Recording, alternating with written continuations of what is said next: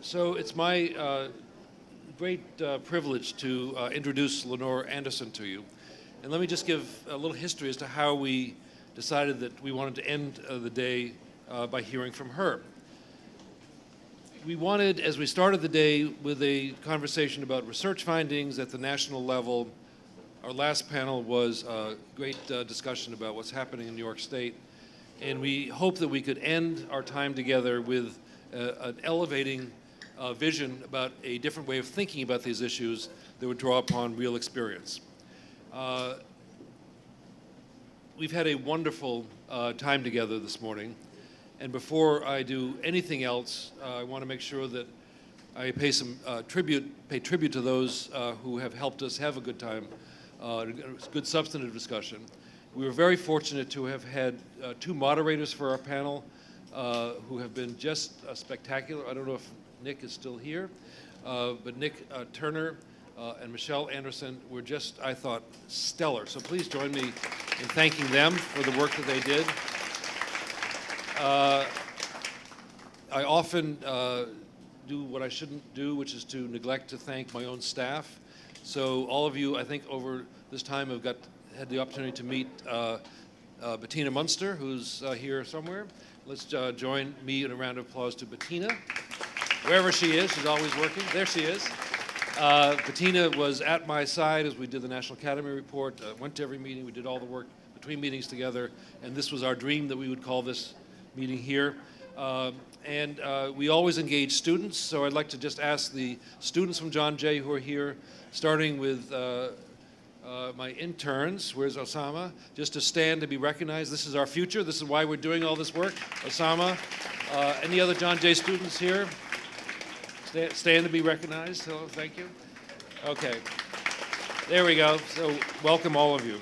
So we wanted to end with a vision of a different way of thinking about things, and I was directed to learn more about Lenore Anderson. So the easy stuff is the obvious stuff. Just look at her bio, and I'm going to point out that she's done 6 things. Each one of them is remarkable and laudable. Not to overlook the fact that she's an NYU Law School graduate, which I'll just pass on.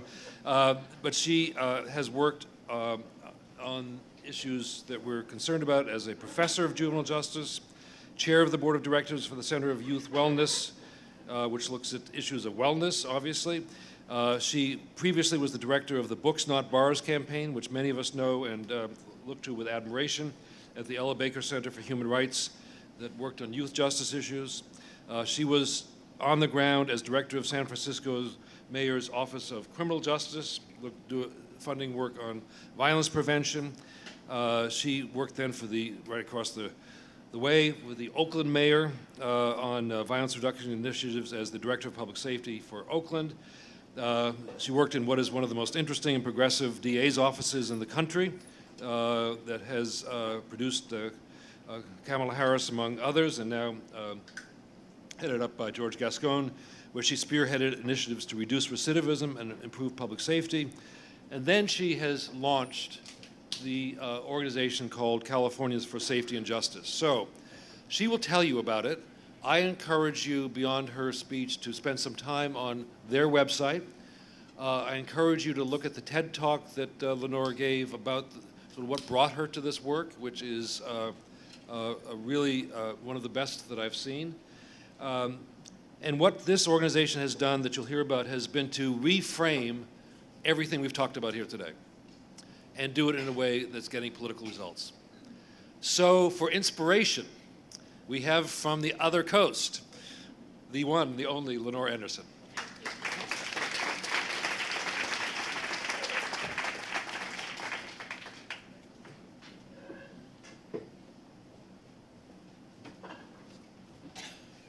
Good afternoon.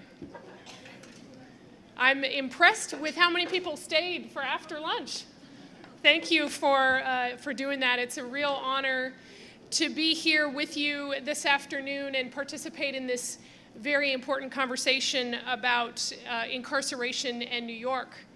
As was mentioned, I hail from California, and both before and after my time down the street at NYU Law School, I've spent my entire career working on criminal justice reform in my home state. So it's nice to be here today and learn about the New York experience.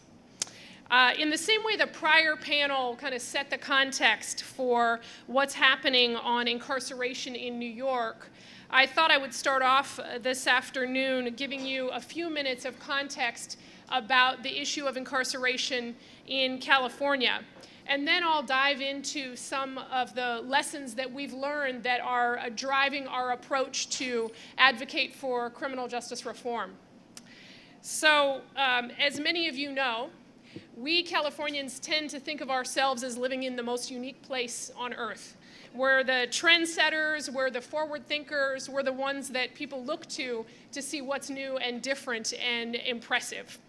Well, when it comes to incarceration practices, it's certainly true that we have been trendsetters, however, not necessarily been in a good way.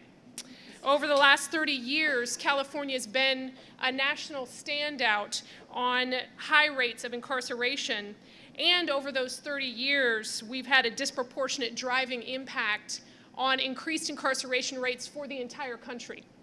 So it was our home state that produced Richard Nixon's war on drugs, or war on crime. It was California's Ronald Reagan that declared the first war on drugs, and it was our voters that enacted the most sweeping 3 strikes and you're outlaw in the country that then was replicated across the country. And over the last 30 years, bolstered by a loud chorus in California of people calling for tough punishments to protect crime victims, since the mid-1980s, California legislators have passed over 1,000 crime bills. The majority of these crime bills have been for adding more and more felonies to the penal code, ever-increasing enhancements, and some of the most stringent parole policies in the country. How did this work out? Well, we ended up with 5 times more prisoners and 22 new prisons over a 30-year time period. These dramatic increases in incarceration in California were certainly not felt evenly by our residents of our state. African Americans are incarcerated in California at 7 times the rate, and Latinos at twice the rate of their white counterparts. Growing up in California, I recall how this impacted our state's spending priorities. My friends and I saw college tuition rise year after year after year, and assistance programs shrink.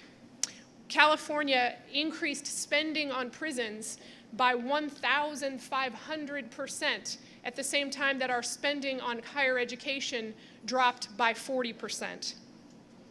So today, California is again poised to play a unique role in shifting trends on incarceration.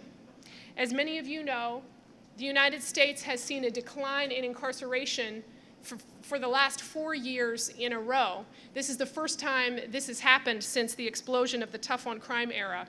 And as it turns out, California has played a disproportionate role in that 4-year drop. These recent changes in California's incarceration rates have not necessarily emerged because of a change of heart in the legislature or in the state capitol.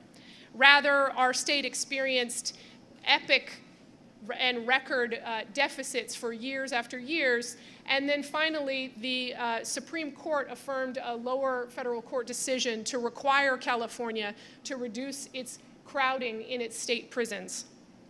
So starting in 2007, California legislators changed our parole policies and eased those policies up, and then in 2011, the governor and the legislature compromised on a policy called public safety realignment.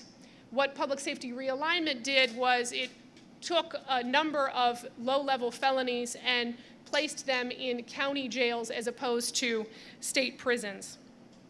The result of public safety realignment and our changes in parole has been the fastest drop in incarceration in the nation. In just 1 year, we saw 25,000 fewer people in state prisons in California. So this is a really big change. And it's fair to say at this point that both as incarceration went up and now that it's starting to decline, California has certainly been a standout state. The question now is, are these changes sufficient, and where do we go from here?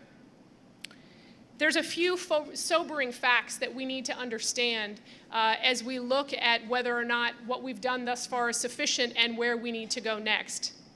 As dramatic as the drop in incarceration in California was in the year 2012, just 2 years later, we can now look and see that prison numbers in California are again on the rise.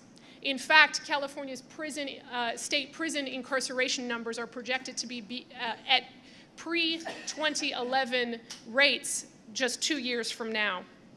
As well, that federal court mandate that led to the dramatic reduction has still never been achieved. We just recently got another 2-year extension to allow our state to try and come into compliance with that federal court mandate. What's more, the state has invested $1 billion in local jail construction to allow counties to meet out their new responsibilities under public safety realignment. So it would be hard to argue at this stage that a new day has emerged. In many ways, the future of California's incarceration policy is still very contested. So that leads to the question, what would it take to build a new consensus for bold change, not just in California, but across the country? And that's what I'd like to discuss with you today, building consensus for bold change on incarceration. In order to take advantage of the window of opportunity that we see, where we have conservatives and liberals alike across the country agreeing that we need to do something different on safety and punishment, it's time that we need to reimagine our approach. We need a new definition of safety, a new narrative about where safety comes from. It's time for us to abandon the myths that drove our tough on crime policies for the last 30 years and come up with a new approach to safety that puts the experiences of the communities and the people most impacted at the center. My first job out of law school was advocating for youth in trouble. I was organizing parents of incarcerated youth, helping them advocate for alternatives to incarceration. I met young people on probation in juvenile halls and facing years and years behind bars in the state's youth prisons. Some certainly were facing charges for serious offenses, but many more had made the kinds of mistakes that I know young people have been making for generations. As I got to know these youth, I realized that virtually every one of them was struggling to overcome so much more than their committing offense. Eric had witnessed multiple murders before his 14th birthday. Angela had been in and out of homelessness since she was just 5 years old. Javier was abused by caretakers as he bounced from one foster care placement to the next. And Michael had a father in prison by the time Michael was 10 years old and a best friend who was killed in their neighborhood when Michael was 15. When Michael later committed a crime, he went to the California Youth Authority prisons, where he got in fights almost daily with his peers and was eventually placed in solitary confinement for 23 hours a day for over a year. The parents I met were terrorized. They lived with deep and constant fear for their child's safety. Would my child get hurt? Would he be placed in solitary confinement? Will he come out alive? I remember David, who was incarcerated at age 15, telling me, "Inside, it's easier for me to become like the concrete all around me than go in that visiting room and see my mom." The stories of these young people go on and on. These are young people that have rarely, if ever, experienced safety or protection from harm. Their case files are inches thick, histories of victimization that include CPS reports, foster care reports, medical emergencies, school reports. The signs and symptoms of children in need of protection and safety were there so much longer before their first arrest. What I learned is not isolated. In fact, 75 to 90% of all youth entering the justice system have history of victimization. These statistics reveal what can only fairly be characterized as a crisis in public safety. Too many children experiencing levels of victimization with too few opportunities to experience protection or get support or recovery from harm. When I was doing this work with youth and parents and young people who were in the justice system, we decided to get organized and go to the state capitol to advocate for alternatives to incarceration. We took groups of young people and parents up to the state capitol, and we introduced legislation and met with staffers. We worked on improving visiting, reducing the use of solitary confinement, expanding alternatives to incarceration. We were often met in the halls of the state capitol with some surprise. Rarely did we meet legislative staffers who had experiences with the youth prisons or the lives of young people going in and out of that system. We were jokingly referred to as the Hug-a-Thug group, the pro-crime lobby. More than once, we were told we needed to get some people who cared about public safety on our side in order to win the changes that we advocated for. Later, I went from advocating with youth in trouble to working inside government on traditional public safety issues. We were working to try and reduce crime and violence in the cities of San Francisco and Oakland. I worked on everything from police recruitment to reducing gang violence to addressing neighborhood blight. At the time, these cities were going through a rash of violence, record high homicide rates. I went to more funerals and packed community meetings than I can recall. I've sat with grieving mothers who couldn't understand why there was no front page news when their child was gunned down. I visited domestic violence shelters, mental health and drug treatment shelters with waiting lists much longer than they could ever accommodate. My colleagues and I worked tirelessly to try and change these conditions and find solutions. We would beg for a grant from this department, see if we could borrow some staff from that agency. The entire infrastructure of city and county government, it was simultaneously no one's job and everyone's job at the same time. One time we were able to get a grant to hire 3 community outreach workers and help get kids off the streets. We were able to cobble together enough resources to open a few community centers in a few neighborhoods so that they would be there when the kids got out after school. So we did have some successes, sometimes for months at a time. But more often than not, the money dried up or the leadership changed, and the waiting lists continued to pile up far faster than we could ever anticipate. I started to see these 2 problems, an overgrown justice system focused on locking up people and stripped of rehabilitation on the one hand, and distressed communities with far too few resources on the other, as 2 sides of the same coin. Our state spends literally billions of dollars per year on criminal justice, yet we can't seem to protect kids from getting assaulted on their way to school or get people in crisis into treatment and shelter. We've created a system that's profoundly unsafe. So 2 years ago, when we launched Californians for Safety and Justice, we set out to tell a new story. We set out to turn the conversation about safety on its head.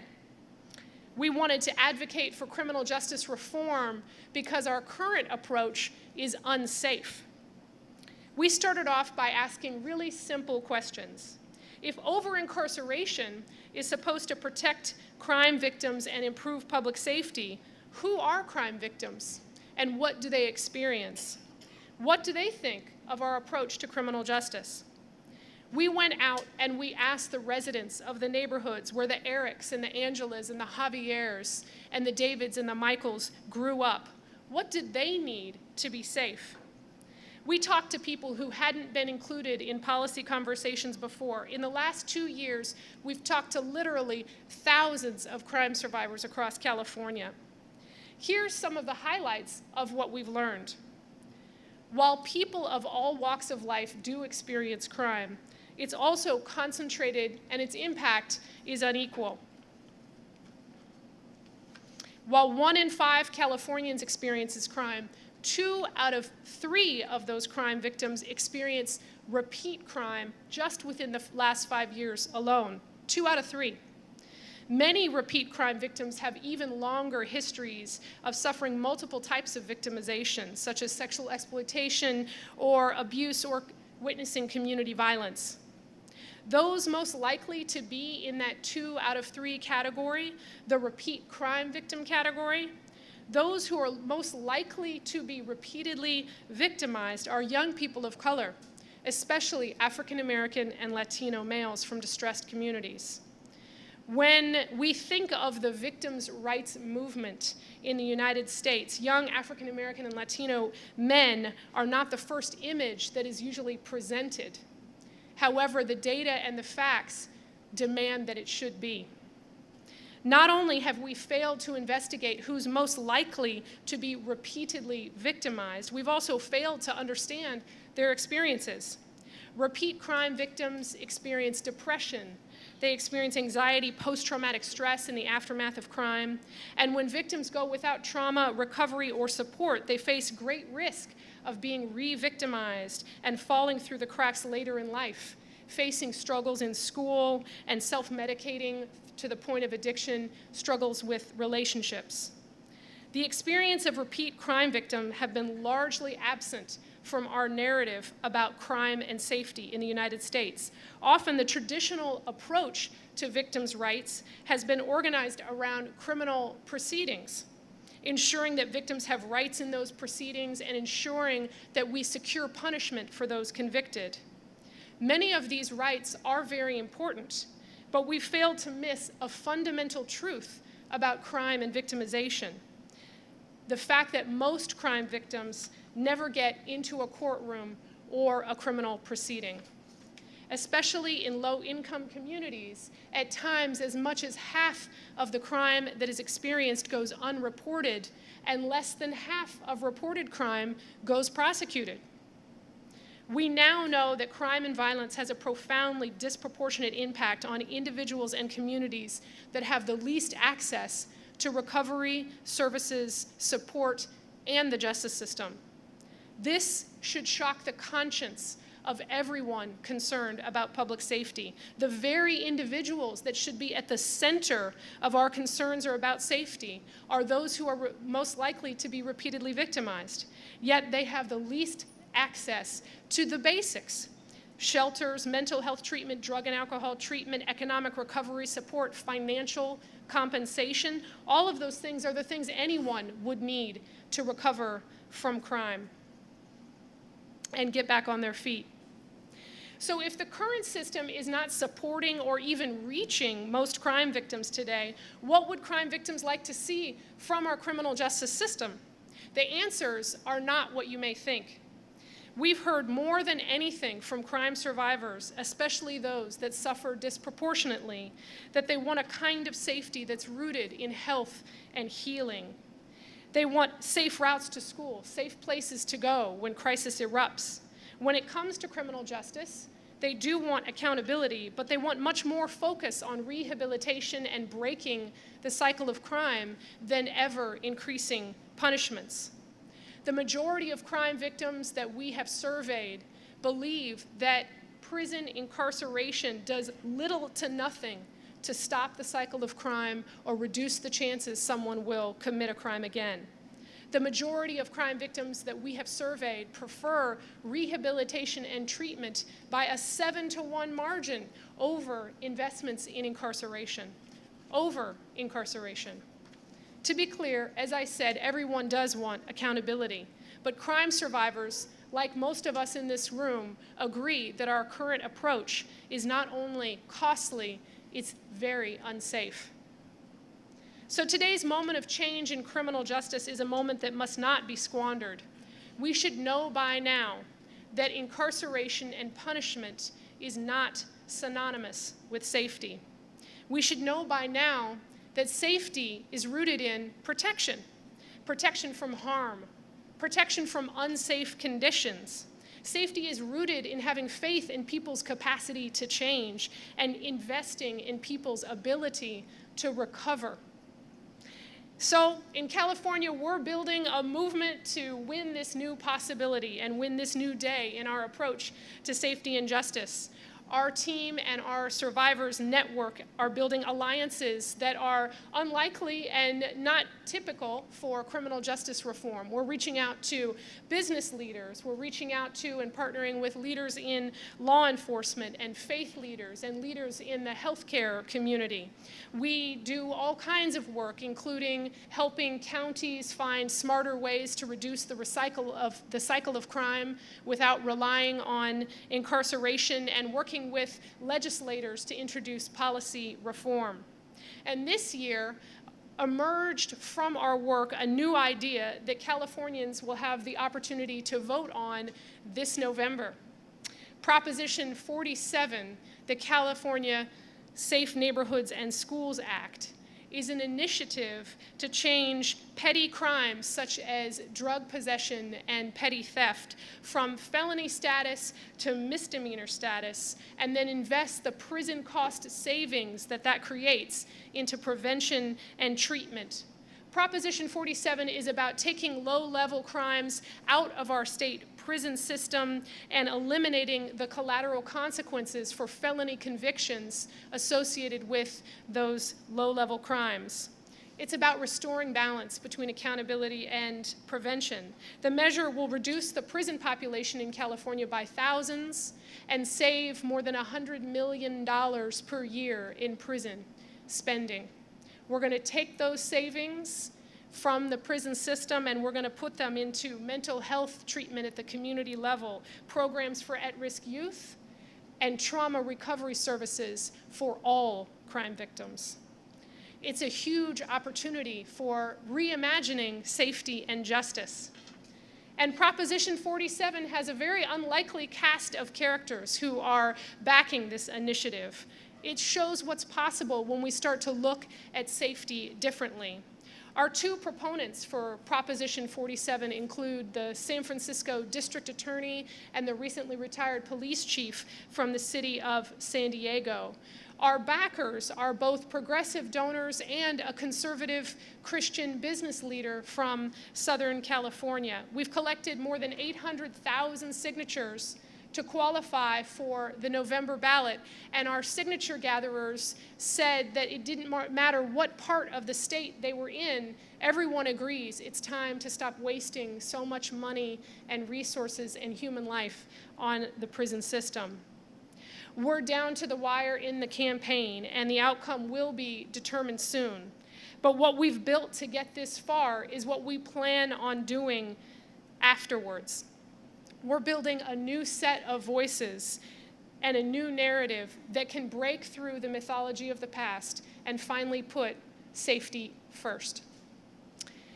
We're going to show you a video now before we jump into questions and answers. And just to give you a little bit of a flavor for the purpose of this video, in addition to organizing with crime survivors, our organization looks to new media as ways to tell our stories and build a new consensus for our approach to safety in California. And on our website, which was mentioned earlier, which is safeandjust.org, you can see a variety of these videos. Business leaders, prosecutors, law enforcement, doctors, teachers, talking about what safety means to them and why they want to see us change our criminal justice policies. This video that we're going to show is one that we made about the work that we do with crime survivors, and it highlights their voices and why they support new justice policies. I was 10 years old and my brother Oscar was murdered. It was devastating for the family and myself. I seek the solution, the healing, so that other people don't have to be affected by what has happened in my family.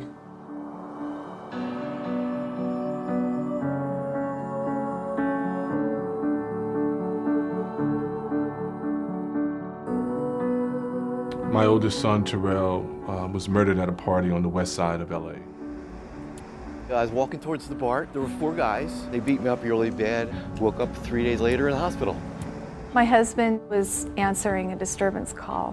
One of them shot him 7 times, and he died at the scene. A car came up behind us and charged. I flew up in the air a few feet, landed on my head. I was diagnosed with post-traumatic stress disorder. I needed counseling, treatment for trauma. I mean, I think the professional support, they would have made a big difference. I just turned to drugs and alcohol for good 16 plus years. As a survivor of violent crime, it was difficult to know where to go for resources, or even that those resources existed for me. There's no services for the victims, and there's no services for the people that are committing the crimes. And there's no services for either one to heal, so the cycle just continues.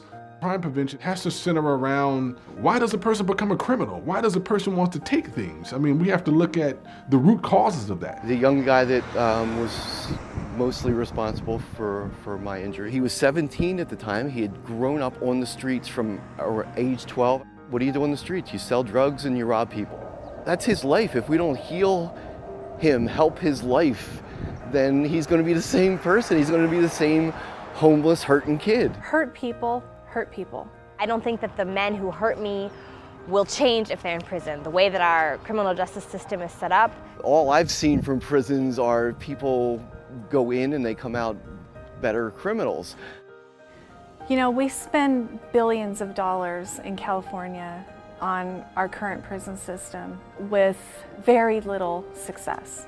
If we take a fraction of that amount of money and invest it in intervention programs and prevention programs, we can prevent an immense amount of problems. So what if we had those services available years and years ago? Would my husband still be alive? Maybe I wouldn't have gone through this. On August 18th of 2012, my other brother was murdered. 2 brothers, both being shot. I made the conscious decision that I wanted to be a part of the solution. I joined Survivors for Safety and Justice because I finally found an organization who really represented what I think needs to be changed about our criminal justice system.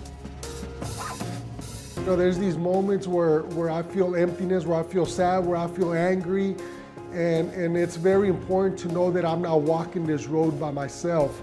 It's been great for me. It's kind of feels like my first step back into the world. You know, my therapy, in a sense, has been each time I get to tell the story. When we're together, we are powerful. Legislators pay attention to us. We need to say to them, this is what we want. This is what our communities need. It's really important that survivors speak up and come together.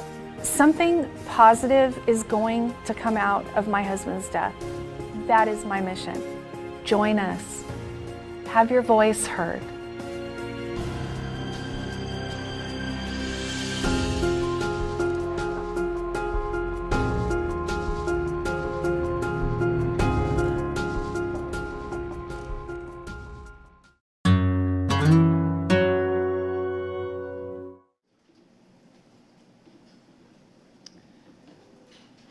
So like I said, there's several other videos like that that you should take a look at on our website, and thank you very much.